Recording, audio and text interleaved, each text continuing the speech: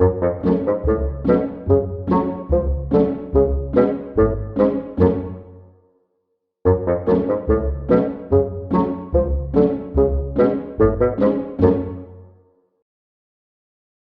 there everyone.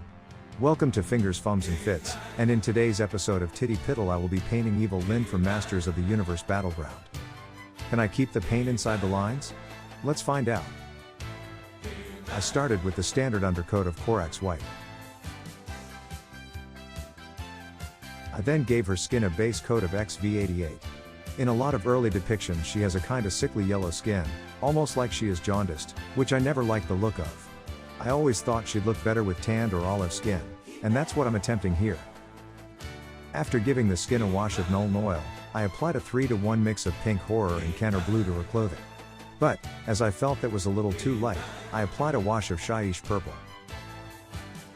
I then re-layered the XV88 over her skin, avoiding the recesses where the Nuln Oil had settled. And then highlighted with a 3:1 mix of Kislev Flesh and XV88. Although I then smoothed it down with some heavily watered down XV88. And her skin was given a subtle highlight of a 1:1 mix of Kislev Flesh and XV88. And that's where I decided to leave the skin tone. Now onto her clothes. A 1:1 mix of Screamer Pink and Shyish Purple was applied to her clothing, and just pure Shyish Purple was applied to the fur on her boots and collar. After a bit of a cleanup with Corax White, her boots were painted with Gore Grunta fur, which was then washed with Reikland Flesh shade. Before I painted the bootstraps, I first applied some Zandri dust, before washing with Seraphim Sepia, and highlighting with Rakarth Flesh. And now, her clothes. Starting with the base of her head dress, I painted this with Black Legion, and highlighted with Dark Reaper. It then got a highlight of Altdorf Guard Blue, and a spot highlight of Rust Grey.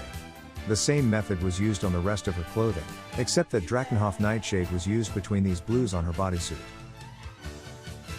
And so the final part of the model is the staff. I forgot this was blue on the original figure, and so went for a more gold-looking feel. And this started with a base of Averland Sunset, and a wash of Yondan Yellow,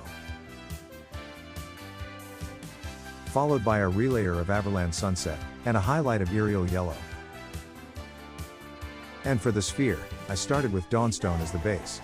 I then created a rough gradient using Administratum Grey and White Scar, before washing the whole thing with Frostheart.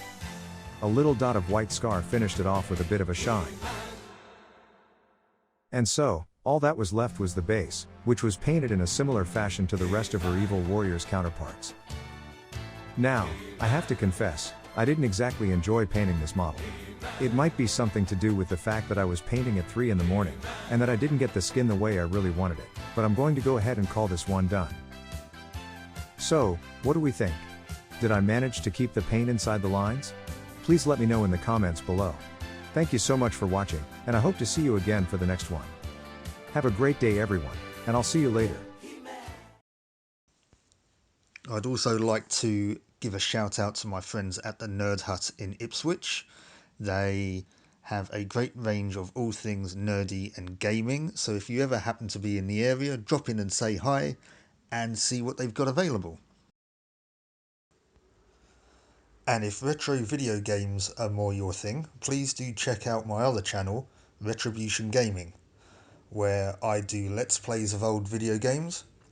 I look at some more obscure bits and pieces, and there might be a few updates of a video game project that I'm working on as well. So please do check that out, give it a subscribe and a like, I'd really appreciate it. But yeah, this has been Fingers, Thumbs and Fits. Thank you very much for watching the video. Please do leave a like, that will help me out a hell of a lot. Subscribe so that you know when I've posted more content.